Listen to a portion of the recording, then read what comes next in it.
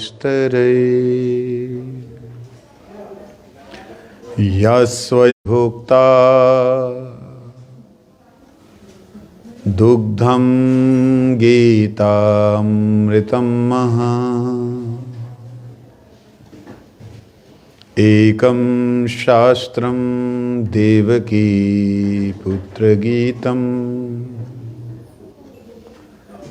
एको देवो देवकी पुत्र एव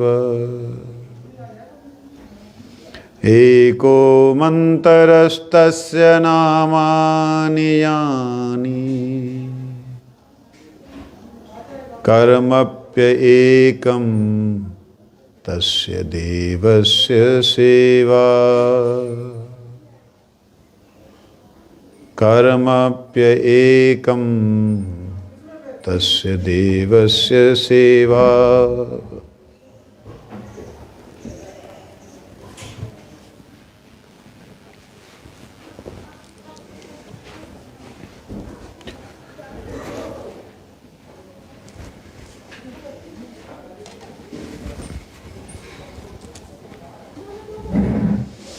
श्रीमद् भगवद गीता 18वां अध्याय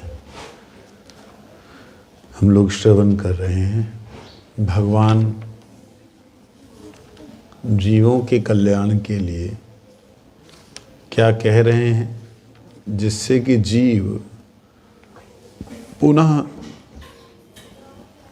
अपनी शून्य अवस्था से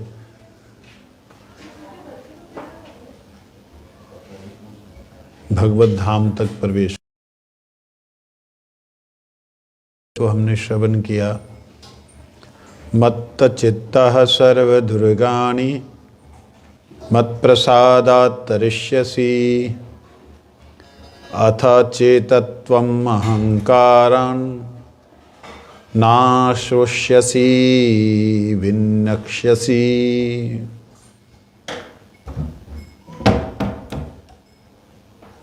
कहते इस प्रकार मेरे में चित्त देने से समस्त दुर्ग अर्थात जीवन यात्रा में आने वाली बाधाएं पार कर जाओगे।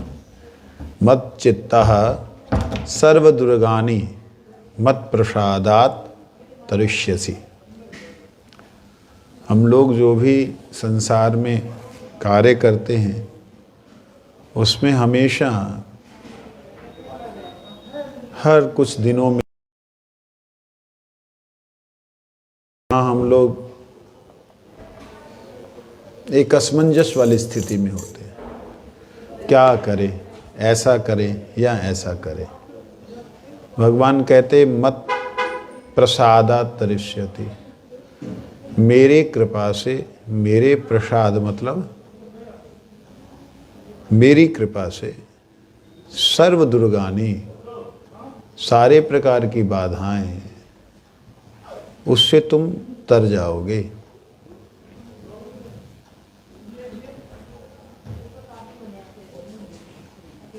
कहते हैं इसलिए ऐसा ना कर, यदि देहात्म अभिमान रूपी अहंकारवश मैं करता हूं, मैं ही करने वाला हूं, मैंने किया है, इस प्रकार से अगर बुद्धि होगी तो तुम कष्ट पाते रहोगे, संसार में ही भटकते रहोगे।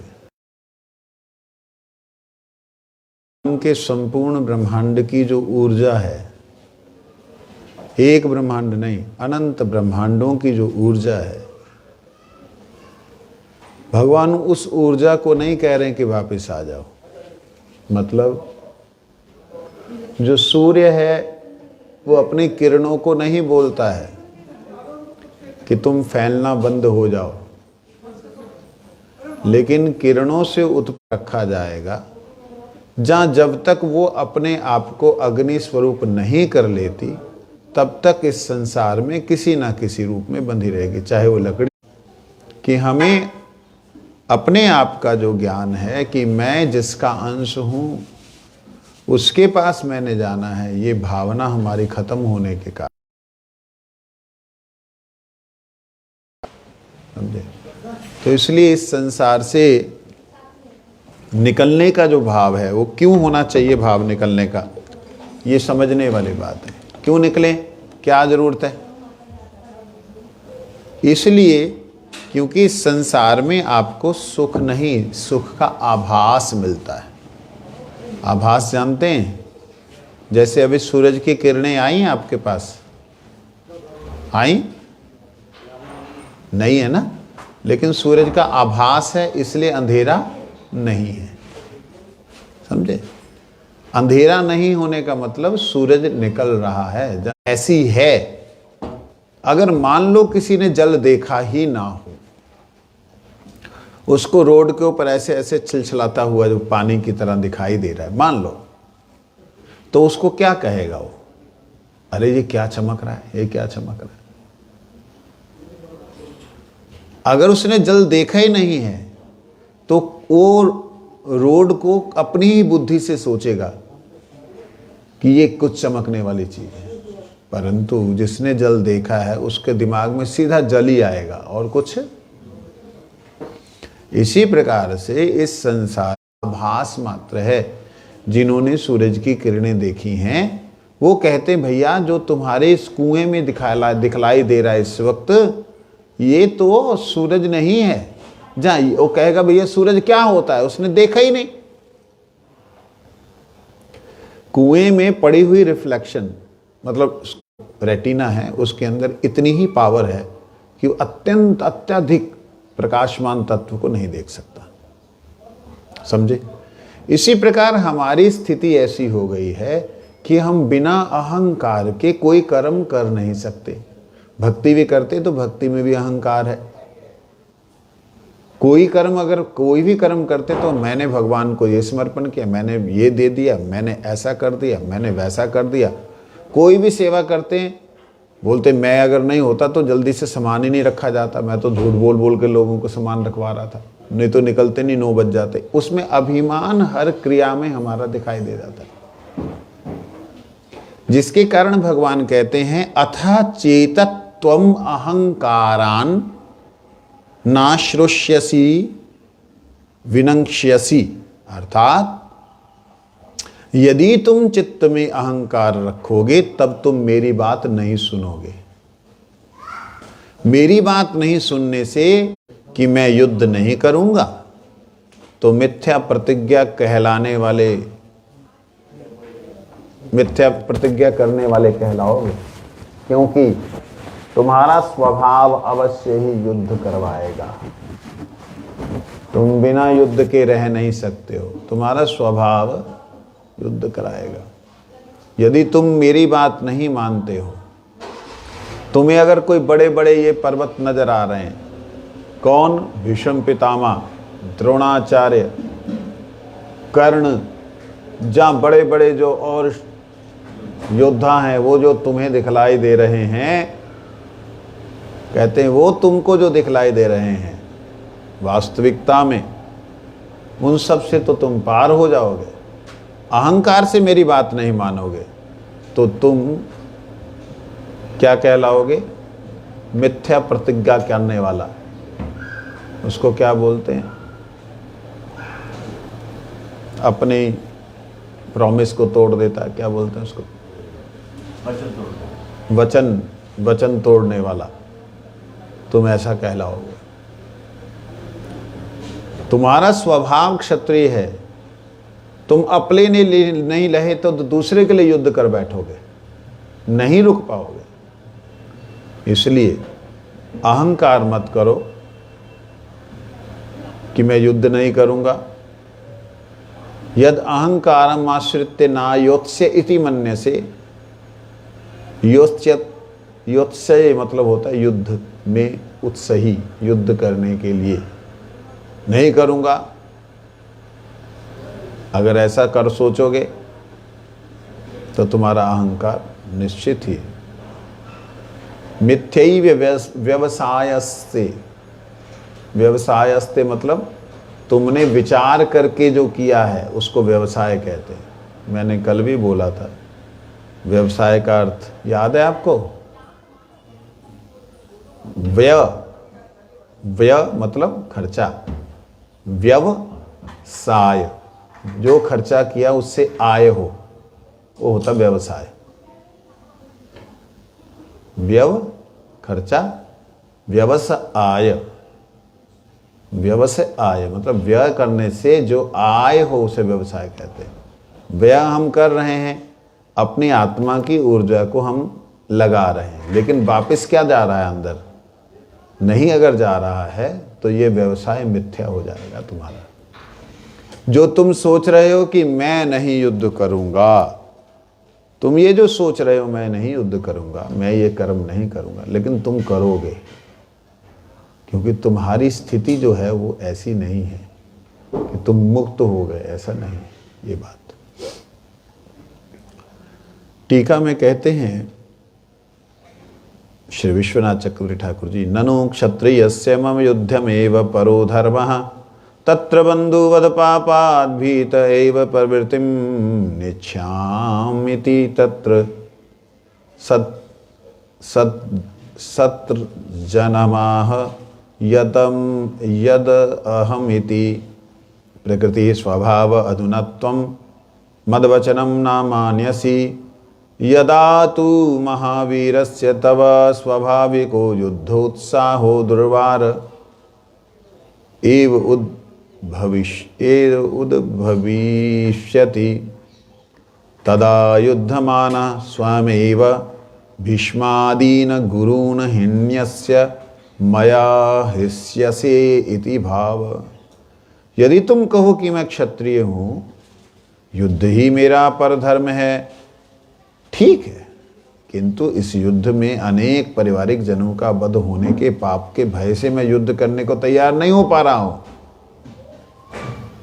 अगर तुम्हें ऐसा लगता है तो सुनो, अभी तुम मेरी बात नहीं मान रहे हो, किंतु याद रहे हे महावीर, जब तुम्हारा स्वाभाविक युद्ध उत्साह दुर्वार हो जाएगा, जब तुम सहन नहीं कर पाओगे, तब तुम स्वयं युद्ध करोगे, क्योंकि तुम चले जाओगे। अगर सोचो कि तुम सन्यास के लिए चले गए, तुम्हारे भाई भी चले गए, ये लोग वहां भी जाकर के उत्पात करवा सकते हैं। जब करवाएंगे तब तुम क्या करोगे? सोचो, क्या तुम निर्वार कर सकते हो, उससे हट सकते हो? वहां जाके अगर तुम्हें कोई मारने लगे, तुम ना करना चाहो, और लेकिन वो तुम्हें मारने लगे सामने से, तो क्या तुम नहीं अपने आप को बचाओगे? भाइयों को, पिता को, अपने भाइयों को, माता को नहीं बचाओगे? तुम रुक नहीं सकते हो। भीष्म आदि गुरुजनों का वध भी फिर मुझसे अपनी हंसी कराओगे, सब कुछ करोगे, तुम उन सब का वध भी करोगे। पहले तो देख ही लिया है ना, विश्व रूप के अंदर तो सब कुछ देख ही लिया था, लेकिन कहते फिर मेरे से तू हंसी करवाएगा अपनी। इसलिए विश्वनाथ चक्रवर्ती ठाकुर जी ने बोला, ये हनिष्यति मया स्वभाव जने कौन्तेय निबद्ध स्वेन कर्मणा कर्तु नेच्छसि यन्मोहात् करिष्यस्य वशो अपि तत। मोहवश तुम युद्ध करने की इच्छा नहीं कर रहे हो, किंतु स्वभावजात स्वकर्म द्वारा मजबूर होकर तुम उसी कर्म को करोगे। अभी नहीं कर रहे हो, लेकिन करोगे, तुम रह नहीं पाओगे। इसलिए कहते हैं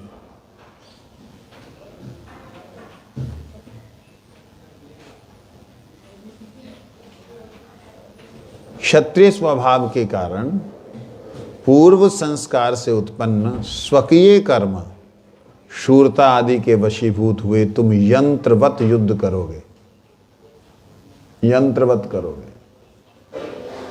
स्वभाव के कारण तुम रोक नहीं पाओगे। इसीलिए मैंने कई बार देखा, स्वयं का एक स्वभाव जो परफेक्शन देखना, जब परफेक्शन में रहना करना, तो वो के उसके कारण क्या होता है कि सामने वाला ये चीज़ नहीं समझ पाता कि ये क्यों बोल रहे हैं। उनको लगता है जी हमेशा ही अच्छी बात नहीं बोलते कि ये अच्छा हुआ, उसमें क्या खराब है, क्या कमी, वही बोलते हैं। चाहे वो अपना ही किया हुआ क्यों ना हो, दूसरे का ही किया हुआ क्यों ना हो। इस प्रकार से सामने वाले के दिमाग में चलता है। क्यों? क्योंकि स्वभाव है, शरीर का एक स्वभाव है।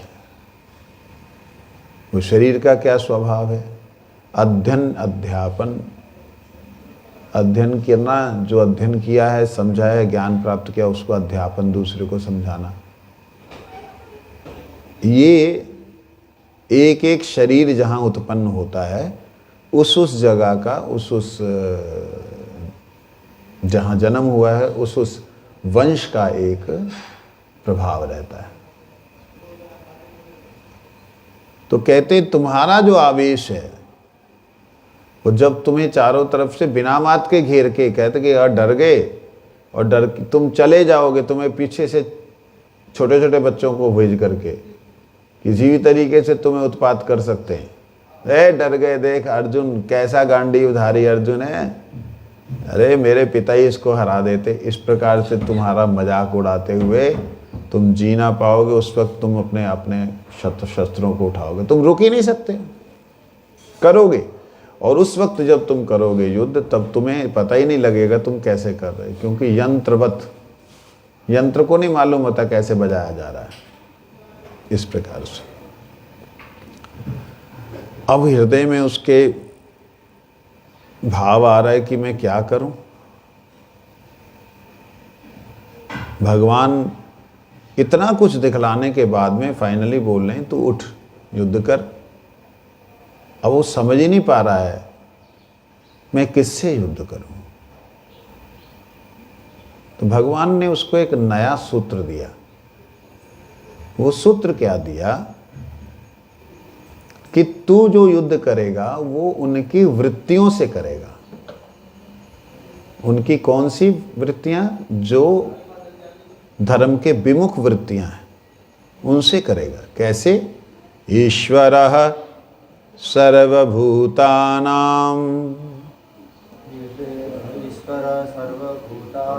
हृद्देशे अर्जुन तिष्ठति भ्राम्यण सर्वभूतानि यंत्ररूढ़ानि मायया।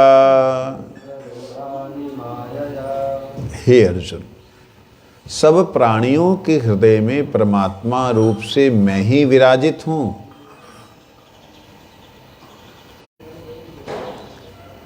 ब्राह्मण सर्वभूतानि, सारे जीवों को, भूतों को वो भ्रमण करवाता है। यंत्र, जैसे यंत्र चलता है, जैसे गाड़ी को चलाने वाला व्यक्ति अलग है, इसी प्रकार से ये शरीर यंत्र है और इसके अंदर यंत्री कौन है? ईश्वर है। तो एक बात, प्रश्न होता है, अगर ईश्वर है तो भगवान ये उपदेश कर रहे हैं कि ईश्वर सर्वभूतानां हृदयेषु अर्जुन तिष्ठति। यहाँ पे भक्तिविनोद ठाकुर जी कहते हैं मैं ही विराजित हूँ। तो आप विराजित, आप यंत्र की तरह चला लीजिए उसको।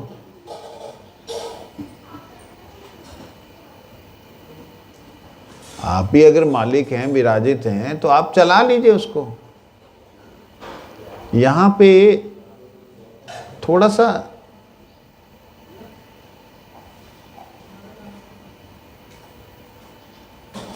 विचारों में थोड़ा सा एक संशय उत्पन्न होता है। भगवान फिर किसको समझा रहे हैं?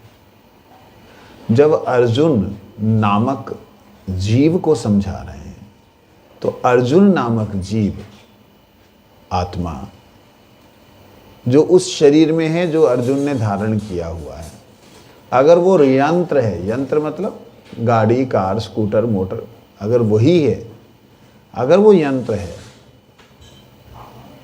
और अंदर आप ईश्वर हैं, तो फिर उस यंत्र को क्या बोलना है, भाई तू ऐसा चल, वैसा चल, ऐसा कर, वैसा कर।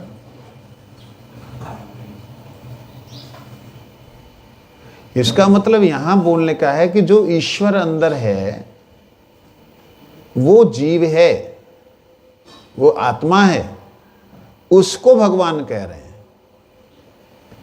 कि जो उस आत्म तत्व है, जो परमात्मा से जुड़ा हुआ तत्व है, ईश्वर तत्व है, जो परमेश्वर से जुड़ा हुआ तत्व है, जिसको भगवान ने शक्ति दी है इस शरीर को चलाने की, मन बुद्धि अहंकार को चलाने की,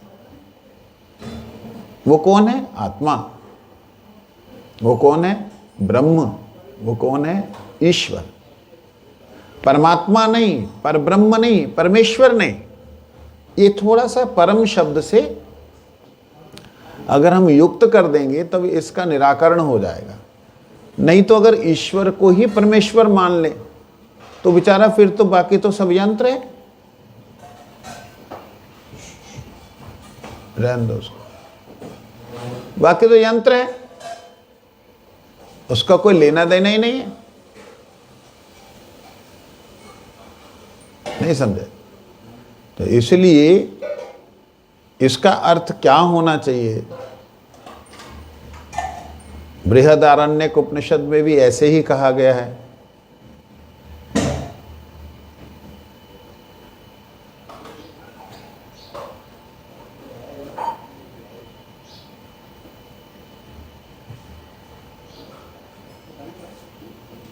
कहते उसी जिस प्रकार यंत्र पर आरूढ़ वस्तु जिस प्रकार घूमती है, उसी प्रकार सभी जीव ईश्वर के द्वारा भ्रमित होते हैं, ईश्वर के द्वारा भ्रमित होते हैं। अब ईश्वर ही भ्रम दे रहा है, ईश्वर ही भ्रम पैदा कर रहा है, जहाँ ईश्वर से ही भ्रम हो रहा है, तो फिर पूर्व कर्मों के अनुसार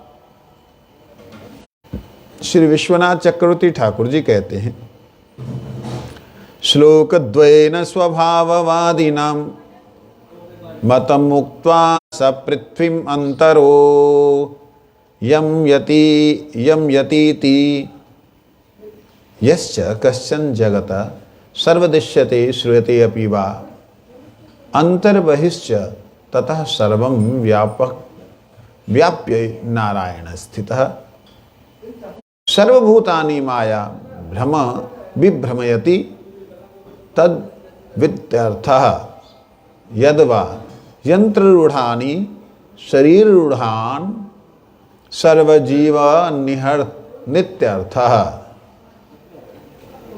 वो पहले जो दो श्लोक बोले, कहते वो भगवान ने जो स्वभाववादी लोग हैं उनके बारे में बोला। अब कहते हैं वो अपनी तरफ से बोल रहे हैं कि श्री नारायण सभी जीवों के अंतर्यामी हैं। नारायण जीवों के क्या हैं? अंतर्यामी।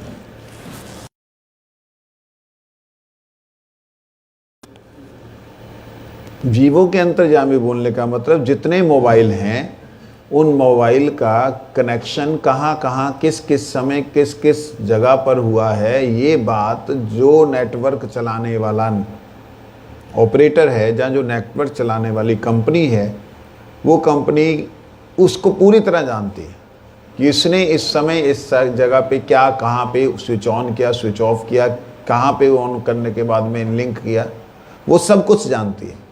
लेकिन एक दृष्टि से देखा जाए वो सब कुछ कैसे जानती है? क्योंकि उसकी सिम पड़ी हुई है ना? इस दृष्टि से वो सब कुछ जानती है। इसी प्रकार इस शरीर में परमात्मा की शक्ति आत्मा पड़ी हुई है।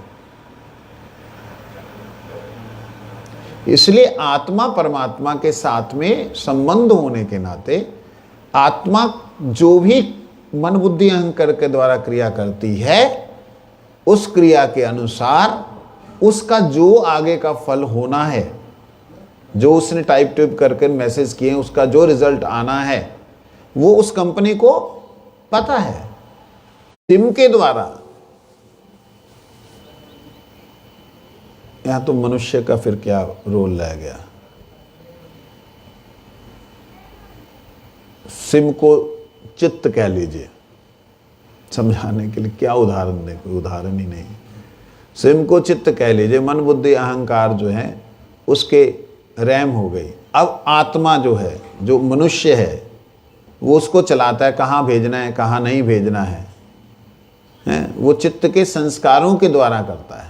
मतलब जो नेटवर्क उसको मिला है उस नेटवर्क के द्वारा करता है। कुछ भी है, एक समझने का उदाहरण है, इसको परफेक्टली नहीं लगाया जा पा रहा है। तो यहाँ पर चलाने वाला जो है वो जीवात्मा स्वयं है, लेकिन कैसे चलाता है? अपने कर्म फलानुसार चलाता है, उससे बाहर वो नहीं जा सकता। कई बार ऐसी चीज़ें देखी जाती हैं जो कि आप कल्पना में भी नहीं लेके आए, लेकिन वो भी आपके सामने आ गई और आपने उनके साथ व्यवहार किया और आप व्यवहार में फंस गए। फंसने के कारण अनंत काल तक तरह तरह के व्यवहार मिलते रहेंगे। ये चीज़ इन श्रुति वाक्यों से प्रतिपादित होता है कि ईश्वर अंतर्यामी रूप से हृदय में अवस्थित हैं। वे अवस्थित रहकर क्या कर रहे हैं? इसके उत्तर में कहते हैं सभी जीवों को अपनी माया शक्ति के द्वारा घुमाते कर रहे हैं।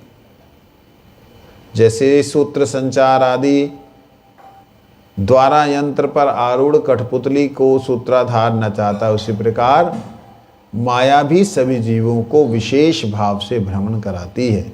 यंत्र रूढ़ानी का दूसरा अर्थ ये है।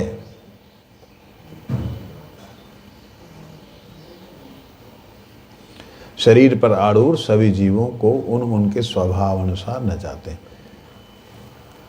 यहां पर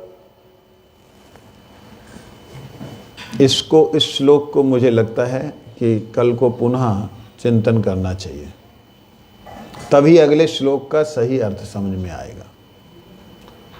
देखते हैं। वंशा कल्पतरुश्च कृपा सिंधुश्च नाम पावन वैष्णव्यो नमः।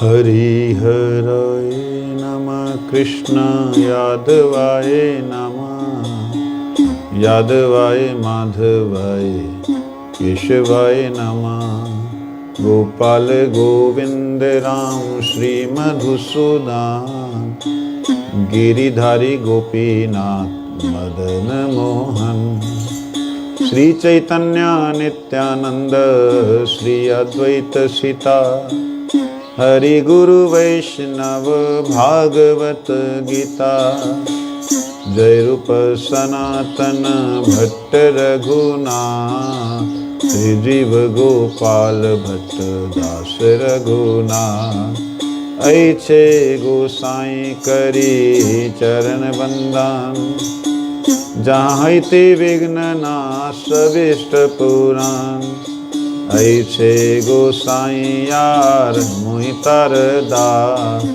तास वर पद रेणु मोर पंचग्रास तादिर चरण सेवी भक्त सनेवा जनमे जनमे है अभिलाष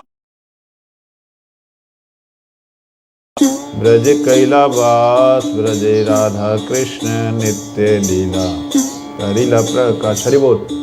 आनंदे बोलो हरि भजो वृंदावन श्री गुरु वैष्णव पदे मझाई आमान श्री गुरु वैष्णव पाद पद्म करियास नाम